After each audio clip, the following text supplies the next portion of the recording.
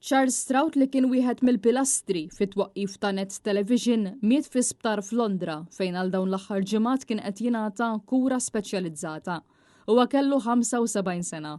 Charles Stroud kien miżżewweġ lil Doris Camilleri u flimkien kellhom żewġ tuliet, Katja u Matthew.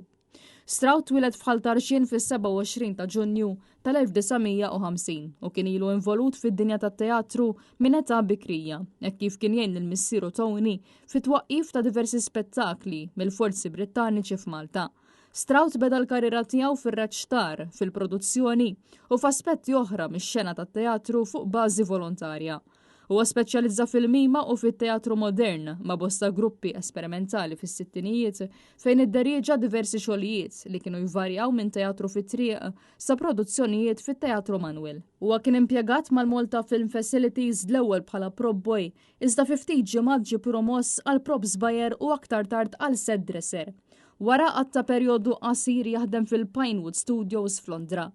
Imbagħad fl-1973 huwa ġie impjegat ma' Television Malta bħala produttur u direttur tal-programmi fejn wera speċjalizzazzjoni unika fid-drama u d-dokumentarji u sar wieħed mill-aktar diretturi televiżivi distinti f'Malta. Jien bdejt ninvolvi ruħi f'dak li kont naf li fil-medja tal-partit, fil-medja f'sens ta' attivitajiet. Nifilmjaw attivitajiet tal-partit u niġbu materjal, insomma. Wara l-elezzjoni tal-81, kont deċidejt li it's about time I left Television Malta. L-atmosfera mek kienet għalija intollerabbli bil-lassa fil-bib ta' soldati bl-azzarini fidejhom, kull darba nidħol noħroġ tisma' xaħti karga azzarin. Hija atmosfera li ma stax fiha. Fis-sena 1982 Stroud kien ġie impjegat mal-Partit Nazzjonalista u kien involut fit-twaqqif tad-Dipartiment tal-Preżentazzjonijiet Awdjoviżivi tal-Partit. Huwa produċa, iffilmja u editja bosta produzzjonijiet kemm mal-organizzazzjonijiet politiċi, kummerċjali, kif ukoll produzzjonijiet televiżivi fost dawk li jibqgħu l-aktar f'qalb il-poplu Malti hemm Baħar Wieħed u Pupi u Anġli. L-aħħar biċċa xogħol tiegħu kienet Ulit il-lejl li xxandret fuq Net Television.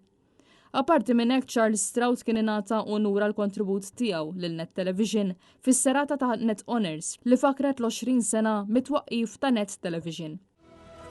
Is-soltu ngħid lill-atturi jitkellmu x'jien.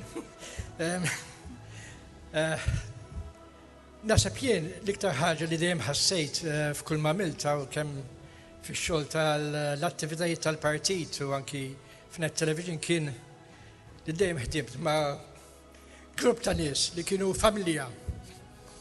U Net Television dak li għandu li anke sal-lum għalkemm m'iniex involuti stess dejjem żamm dik l-atmosfera ta' familja. U żommu dik dejjem. Grazzi.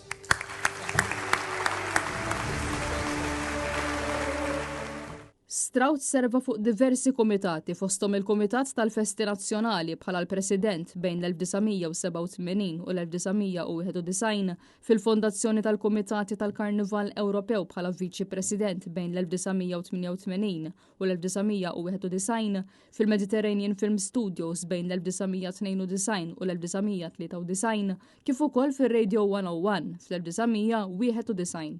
Fost dawk li selmu l-memorja ta' Charles Stroud kien hemm il-kap tal-Partit Nazzjonalista li stqar li Stroud jibqa' magħruf għal ħiliet kreattivi tiegħu, għad-direzzjoni televiżiva u tad-drama fuq il-medja tal-Partit Nazzjonalista u għall-ħidma tiegħu fl-organizzazzjoni tal-attivitajiet politiċi u tal-armar tal-Partit Nazzjonalista fis-snin 80. Net News isellem il-memorja ta' Charles Stroud u jagħti l-kondoljanzi lill-familja tiegħu.